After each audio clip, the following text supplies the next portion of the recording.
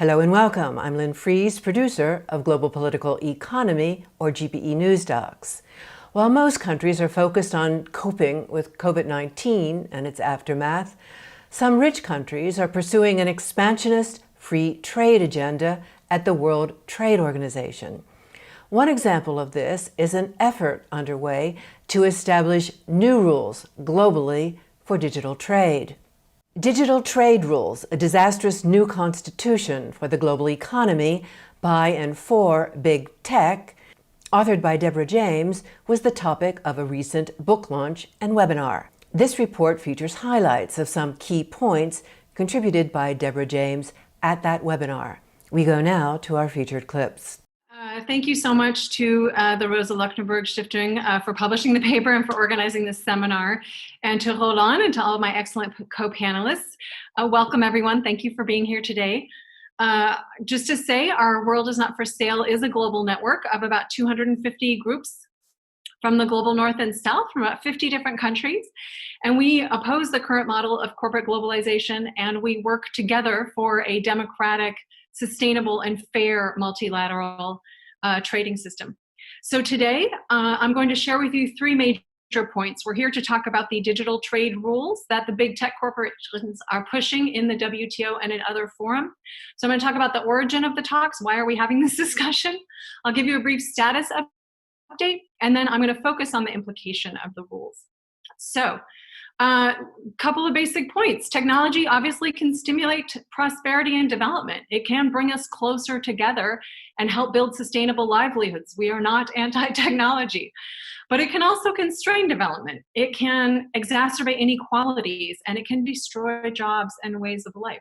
So whether countries, workers, and consumers everywhere will benefit from new technology, or whether the benefits will only accrue to a teeny tiny minority, will be determined by the rules which set the playing field for how digitalization will evolve over time.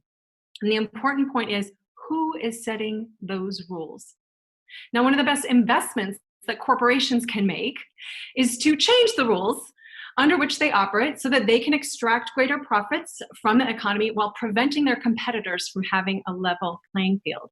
Now, powerful corporations have long used their surplus profits to invest in the undemocratic practice of trade policymaking, to use trade agreements to lock in rules promoting their rights to make profits while limiting government's ability to regulate them in the public interest, often through policies that they could not have advanced through democratic channels. The World Trade Organization, as we know, is the global rulemaking body on international trade. Big tech and other corporations operating in transport, logistics, telecoms, finance, agribusiness, industrial, many other sectors are lobbying governments to use the WTO to liberalize the digitalization that is currently transforming the global economy, and particularly the governance of today's most valuable resource, which is data. So what's a quick status update? Well, in 2016, the Obama administration first proposed rules on digital trade in the WTO after hiring a corporate tech lobbyist under the guise of e-commerce talks in the WTO. Proponents tried to get all 164 members to agree to a new mandate to negotiate binding rules on digital trade and to permanently push aside the development agenda, which has been pending since 1995, okay? But developing countries resisted the imposition of this new corporate agenda, and they blocked the new mandate at the last WTO ministerial, which was in Buenos Aires in December 2017. However, a group of 76 countries launched talks among themselves to bring about a binding agreement on digital trade in the WTO. Now, these nations are constantly lobbying and pressuring other developing countries that are not participating also to join their ranks. Their aim is to conclude an agreement involving as many countries as possible, as well as to secure a mandate for talks among members of the WTO, all the members, by the time of the next ministerial conference. So that was supposed to occur last month, but it's been postponed at this time. Now, one of the characteristics of the contemporary global economy is that while the productivity of workers and small businesses has increased over time, obviously, large corporations continually take more and more than their share. As I mentioned, they have used their surplus profits to intervene in the policymaking process to design the market to distribute more of the gains to themselves. Now, this process has been facilitated by digitalization, and the proposed rules are intended to lock in and accelerate that appropriation of the productivity of workers. So in reality, big tech has proposed the rules in order to consolidate its exploitative business model. So what does it include? It includes gaining rights to access markets globally. They want to be around the world. They want to lock in deregulation, and they want to evade and prevent future regulation. They want to access an unlimited supply of cheap labor that has been stripped of its rights. They want to expand their power through monopolies. They want to avoid payment of taxes. And now the newest aspect, they want to be able to extract and control personal, social, and business data around the world. Data is the lifeblood of the digital economy.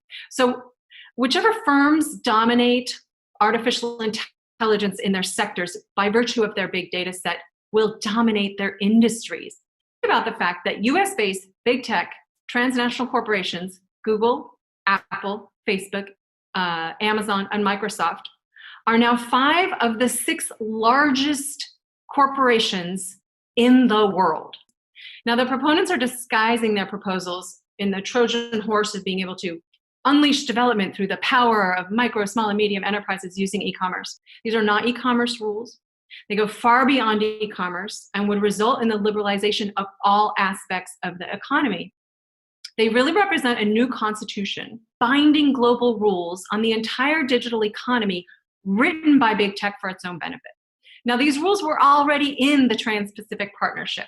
So it's in the TPP. They also currently exist in the EU-Japan FTA and the US-Japan FTA, and in the renegotiated NAFTA, the so-called US-Mexico-Canada agreement. So if your country is a member of the Trans-Pacific Partnership, you already have these rules.